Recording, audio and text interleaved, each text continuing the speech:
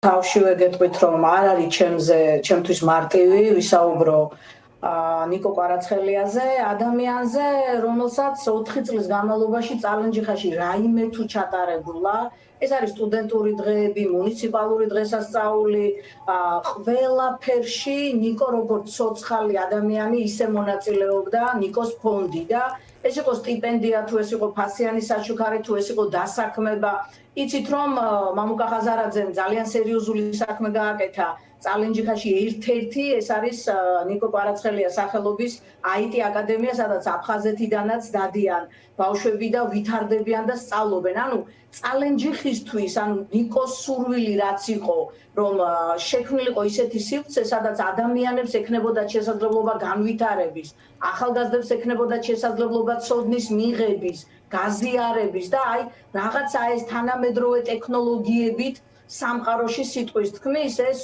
ჩვენთვის არის ძალიან მნიშვნელოვანი. გარდა ამისა, ნიკოს ჰქონდა ერთი ძალიან საინტერესო ნიშა წალენჯიხელი ახალგაზრდებისთვის და არა მხოლოდ, რომ ჩვეულებრივ ადამიანს, ჩვეულებრივ ახალგაზრდას 21 საუკუნეში შეუძლია ისეთი რაღაც თქვას, ისეთი გამოგონება შეთავაზოს სამყაროს, რომელიც განვითარებისთვის იქნება დროსთან შესაბამისობაში. ამას გარდა ნიკო იყო იმედი, რომ ეს არის შესაძლებელი. და როდესაც ნიკო მოკლეს ესე ვერაგურად, ესე არაადამიანურად, ესე აი როგორ თქვა, არაკაცურად, აი სიტყვა არ მოიპოვება, რომ თქვათ როგორ მოკლეს ნიკო კვარაცხელია, ახალგაზრდებში გარკვეულწილად ჩაკვდა იმედი, რომ შენ შეიძლება ფეხზე დადგე, შენ შეიძლება სამყარო მოიარო შენი ცოდნით, შენი განათლებით, შენი წესიერებით. აი ასეთი იყო ნიკო კვარაცხელია. ამიტომ მთელი წალენჯიხის სახელით შემიძლია გითხრათ, რომ ჩვენ გულისყურით ვადევნებდით აი ამ პროცესებს, როგორ მოხდებოდა სამართლიანობის, ასე ვთქვათ, აღდგენა იმ თვალსაზრისით, რომ ვინც ჩაიდინა ეს დანაშაული, ვინც დაგეგმა ეს დანაშაული, ვინც შეუკვეთა ეს დანაშაული და რაც მთავარია, ვინც ამ 5 წლის განმავლობაში დაიფარა ესენი და ხელი შეუშალა სრული სურათის აღდგენას. კი ბატონო, თამარ, ეს დღევანდელმა ბრიფინგმაც ცხადი გახადა თქვენთვის, რომ ეს საქმე სადღაც იმალებოდა, იმიტომ რომ რაც დღეს გვაჩვენეს ეს საქმეში, ალბათ მალევე არსებობდა ეს მტკიცებულებები.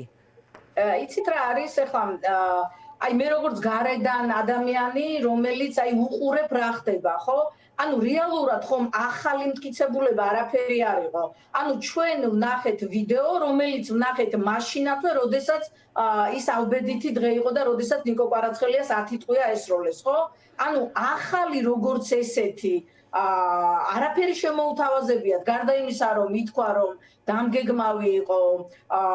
ჟვანია, გარდა იმისა, რომ შემსრულებელი იყო ის ორი ახალგაზრდა და დამკვეთი იყო კაკულიები, ხო? ამის გარდა არაფერი თქმულა ახალი. ეს ისედაც იცოდა საზოგადოებამ. აქ არის საუბარი, ვინ აფარებდა ხელს, იმიტომ რომ ისინის თანამონაწილეები ხო არიან აი ამ დიდი შეთქმულების, რომელიც ამ ახალგაზრდა კაცის წინააღმდეგ მოხდა. ეხლა მე პირადად ჩემ შეხედულებას გეტყვი და მივცემ თავისუფლებას. მე არ მჯერა, რომ ეს მკვლელობა უკავშირდება ნიკოს მამას. მე ხომ აქ უფლება ჩემი შეხედულება მქონეს. აი მისი დედაც მიანიშნებს, ნიკოს დედაც დღეს კომენტარი რომ მოვისმინე, რაღაც სხვა მოტივებზე ლაპარაკობს. ხო, იმიტომ რომ რა ვიცი ხა ეს ადამიანი დიდი ხანი ცხოვრობდა ჩვენს ქალაქში და მათ ნებისმიერ დროს ეს შეეძლოთ ეს გაეკეთებინათ, ხო, ის ჩაედინათ, იმიტომ რომ ის თავისუფლად გადაადგილდებოდა ყოველგვარი დაცვის გარეშე, არ იყო ასე ვთქვათ დაკავშირებული არანაირ კრიმინალურ საქმიანობასთან პირიქით. ამ ადამიანის საქმიანობა სკოლებშიც კი იყო უკვე დანერგილი, იმიტომ რომ თქვენ გახსოვთ ეს დაემთხვა ლოკდაუნს, სკოლები იყვნენ ასე ვთქვათ პრობლემის წინაშე რა პლატფორმა გამოიყენებინა და ხიცი მათ გამოიყენეს როგორც ერთ-ერთი პლატფორმა, რომელიც სწავლის შესაძლებლობას მიცემდა მოსწავლეებს სკოლაში. ამიტომ ეს ახალგაზრდა იმდენად იყო ჩართული აი ამ რა ვიცი მე საქვეყნოს ვერ ვიტყვი, იმიტომ რომ ის იყო ჩართული ძალიან გლობალურ სამეცნიერო პრობლემის გადაწყვეტაში, რასაც იმ პერიოდში ერქვა ეს ფიცი, ხო, ეს ლოკაციით მონიშნა, ხო, ადამიანის ნებისმიერ ესე ვთქვათ პლატფორმაზე. ამიტომ ჩემთვის დამაჯერებელი არ არის, რომ ეს უკავშირდება დიდი ხნის წინ რაღაც გახმაურებულ ესე იგი საქმეს, რომელსაც ამ ბიჭების მამა შეეწირა და თან ახლა არ ვიცი რა კაცობა მიეპარო ადამიანს, ვისთანაც რაღაც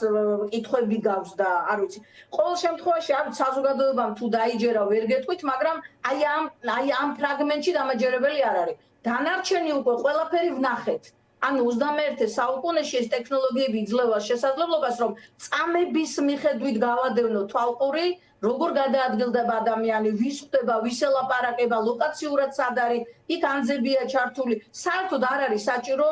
ვიღაცა თვითმხილველი ცოცხალი, რომელიც მოყვება. თუმცა მე მახსოვს, რომ პირველივე დღეს, ოდესაც ეს საუბედითი დღე იყო, ტაქსის მძღოლმა მიცა დეტალური აღწერილობა ამ ამბის. ანუ შესაბამისად, აი ეს სურათი, რომელსაც დღეს აი ესე აკინძეს ერთ ისტორიად, აი ეს ყველაფერი მათ შეეძლო დაედო დაახლოებით 12, 14, 24 დღის შემდეგ, ხო? აი ამას 5 წელი ნამდვილად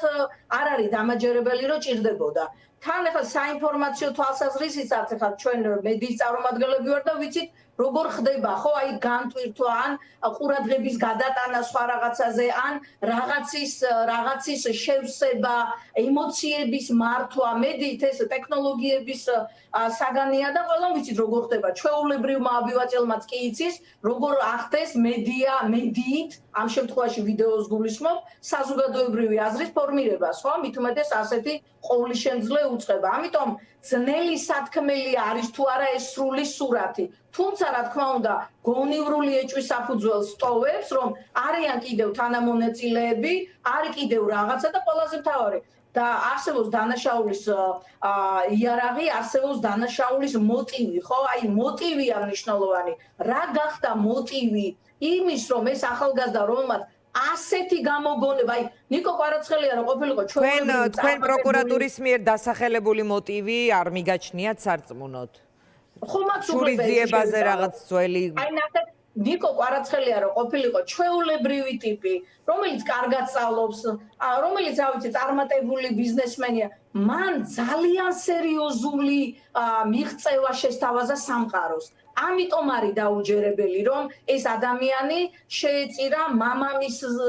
ვიღაც ადამიანების ინტერესებს რომლებსაც მამამისთან ჰქონდათ რაღაც კითხვები და პრეტენზიები და მე რამდენადაც ვიცი არ ვიცი ახლა არსებობს ჩვეულებრივი საიტები სადაც ინფორმაციები მიდება და მე რამდენადაც ვიცი ეს საქმე თავის დროზე გაირჩა და რაიმე კითხვა თვითონ იმ კაცს იმ კაკულიას თუ ქონდა გიასთან კითხეს და გაარკვიეს ყველაფერი ასე რომ მართალიო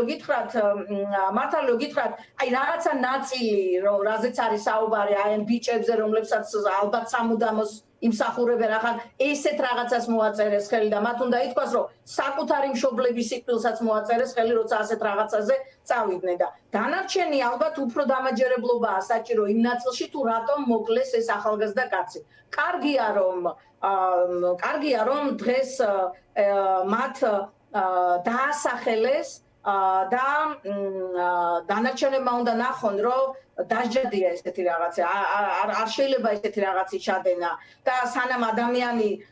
მართლა ქუჩაში არ გავიდა და სანამ ადამიანი ჭკუიდან არ გადავიდა და სანამ ადამიანმა რა ვიცი მე კინაღამ განგიჟდა მანამდე არ გახდა შესაძლებელი მანამდე 5 წელი გახდა საჭირო იმისათვის რომ სამართალი ეპოვა კი ბატონო როგორ ფიქრობთ თქვენ თუ ქონიათ ოჯახთან იმ დონეზე კონტაქტი რომ თქვათ ვინ შეიძლება დაეფარებინა ხელი შეეშალა გამოძიებისთვის სხვადასხვა გვარები ისმის ქსელში კომენტარები ოჯახის მაგივრად ოჯახის სათქმელს მე ვერაფერს ვერ ვიტყვი მე როგორც ერთი ადამიანი რომელსაც ქონდა შეხება ამ ოჯახთან და განსაკუთრებით ნიკოს საქმიანობასთან შემიძლია ვთქვა რომ სამყაროს მოუკლეს არაჩვეულებრივი ადამიანი მათ უნდა აგონ პასუხი იმიტომ რომ ის სულ რაღაც 22 წლის იყო ხო ხტებით რამდენად განავითარებდა ამ ყველაფერს არ იყო მართლა ჩვეულებრივი ადამიანი და ჩვენთვის ძალიან მნიშვნელოვანია რომ სათანადო დაისაჯონ ის ადამიანები ვინც დაგეგმა ვინც განახორციელა ვინც დაუკვეთა და ვინც ხელი დააფარა აი ესეთი არაჩვეულებრივი ბიჭის მკვლელობას და თან რა ვიცი მე დღისით მზისით ქუჩაში ადამიანი თავის საქმეზე მიდიოდა არავის ხელს არ უშლიდა არავისთან და რამდენადაც მე ვიცი ძალიან კომუნიკაბელური ადამიანი იყო იმდენად კომუნიკაბელური ადამიანი იყო, რომ სწორედ ეს თავისი კომუნიკაციის უნარი ჩადო აი ამ გამოგონებაში, რაც აკავშირებდა ადამიანებს, რაც კონტინენტებს, რა ვიცი მე